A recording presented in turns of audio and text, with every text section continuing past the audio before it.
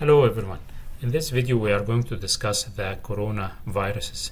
So as you can see here in this figure, there are many types of coronaviruses. They can even be classified into different classes like that, alpha and beta and gamma and delta. The types of viruses that infect human are all coming from bat ancestors, and there are 7 types of coronaviruses that have been shown to infect humans to date. 4 of them, these 4 highlighted here, are actually causing flu-like symptoms. So sneezing, coughing, and headache, and fatigue, and fever. So flu-like symptoms, and they are not as severe as the 3 remaining types of coronaviruses. So without going into the details, the names are not important, but just to show you that there are many members of the corona family of viruses, and the majority of these viruses are not very virulent, while up to date 3 examples have been involved in very severe attacks of diseases and infection. The first of which was the SARS-CoV-1. So the SARS stands for Severe Acute Respiratory Syndrome, and that was the first occurrence of this SARS viral infection. Then we had the MERS, which is the Middle East Respiratory Syndrome.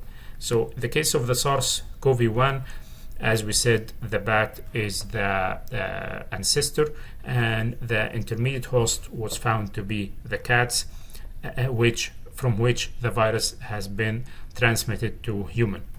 In case of the MERS, it was the camel was the intermediate host, and then we have what we all know, which is the SARS-CoV-2, or sometimes we call it COVID-19, and here I want to highlight that SARS-CoV-2 is the name of the virus. So this is the name of the virus, and this is the name of disease.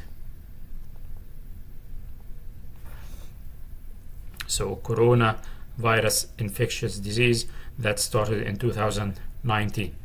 Sometimes the 2 terms are mixed, but the proper use of them is to use the SARS-CoV-2 when you are talking about the virus, for example, the structure of SARS-CoV-2, and to use COVID-19 when you when you aim to discuss the disease, for example, the symptoms and so on. As you can see, it's called SARS-CoV-2 because this is the second episode after the first one, the SARS, which we dealt with. So what is the intermediate host in case of the SARS-CoV-2? The intermediate host of SARS-CoV-2 is not yet confirmed, and that was the first pandemic of the 21st century, and it is the pandemic that we all are dealing with for more than 1 year now, and hopefully we will come to the end of it as soon as possible. Okay. So let's go to the structural features of the SARS-CoV-2. So the SARS-CoV-2 virus is also an RNA virus.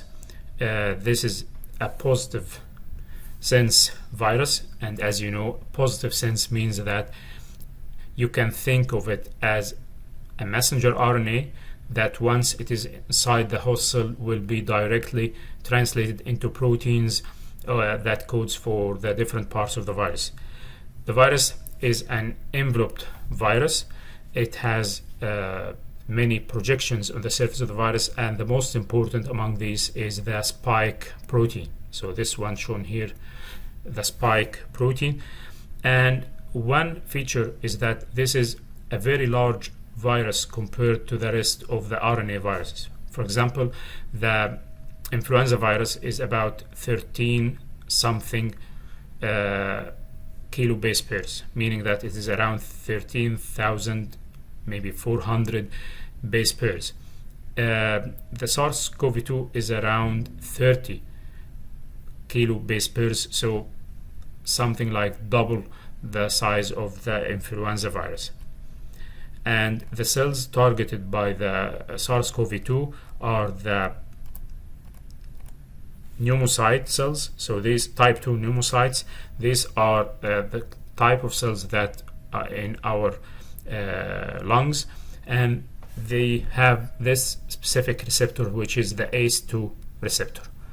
This receptor which is mainly found in the lungs, in the alveoli of our lungs, this receptor will be targeted by the spike protein. So as you can see here, spike protein shown in red. Spike protein is the one that binds to the ACE2 receptor in our alveoli, and it is the one responsible for directing the SARS-CoV-2 specifically to attack the alveolar cells of our lungs.